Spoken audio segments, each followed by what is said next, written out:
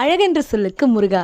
அந்த முருகருக்கு ரொம்ப பிடித்தமான திருப்பாகம் ரெசிபி செய்யலாமா? அதுக்கு 1 டம்ளர் அளவு கடலை மாவை ஒரு பேனில் சேர்த்துட்டு, இது கூடவே 1 டம்ளர் அளவு பால், கொஞ்சமாக குங்குமப்பூ சேர்த்து அதையும் இதில் சேர்த்துட்டு நல்லா கரைச்சிக்கலாம், கட்டிகள் இல்லாமல். அது அப்படியே இருக்கட்டும். குங்குமப்பூ ஆப்ஷனல் தான். நெக்ஸ்ட்டு 1 டம்ளரில் பாதி அளவு முந்திரி சேர்த்து இதை மிக்ஸி ஜாரில் சேர்த்து நல்லா ஃபைன் பவுடரை அரைச்சிக்கலாம். ஒரேடியாக அரைக்காமல் விப்பரில் அரைச்சி கொண்டு வந்து தனியாக வச்சுக்கலாம். இப்போ ஸ்டவ் ஆன் பண்ணிவிட்டு நம்ம கரைச்சி வச்சிருக்க கடலை மாவு கலவையை சேர்த்து நல்லா கிண்டி கொடுத்துட்டே இருக்கலாம். உடனே கட்டிகள் வரும். அப்போ இன்னும் ஒரு டம்ளர் அளவு பால், ஒரு 1லேருந்து 1 டம்ளர் சக்கரை சேர்த்து நல்லா கலந்தீங்கன்னா நல்லா இலக்கம் கொடுக்கும். நல்லா மிக்ஸ் பண்ணிட்டு இதில் 1 டேபிள் ஸ்பூன் அளவு நெய் சேர்த்து நல்லா கலந்து கொடுக்கணும். கொஞ்ச நேரம் நல்லா கலந்து அந்த கட்டிகளெல்லாம் போய் அந்த கடலமாவோட பச்சை வாசனை போனதுக்கு அப்புறமா நம்ம பவுடர் பண்ணி வச்சிருக்க முந்திரி பவுடரும் 1 டேபிள் ஸ்பூன் அளவு நெய் சேர்த்து நல்லா கலந்து கொடுத்துட்டு, கூடவே ஒரு பிஞ்ச் அளவு ஏலக்காய் பவுடர், ஒரு பிஞ்சு தூள் உப்பு சேர்த்து நல்லா மிக்ஸ் பண்ணிட்டு எல்லாம் ஒன்றா சேர்ந்து வந்ததுக்கு அப்புறமா எடுத்து சர்வ் பண்ண வேண்டியதான். ஆப்ஷனலாக கடைசியில் வேணும்னா நெய் சேர்த்துக்கலாம். சிம்பிளான ரெசிபி தான், பட் கை தான் கொஞ்சம் வலிக்கும். இருந்தாலும் வர்த்துப்பான்னு சொல்றதுக்கு ஒரு டிஃப்ரெண்டான டேஸ்ட்ல இருக்கும். கண்டிப்பாக ட்ரை பண்ணி பார்த்துட்டு மறக்காம நம்ம சேனலை ஃபாலோ பண்ணிக்கோங்க. டாடா.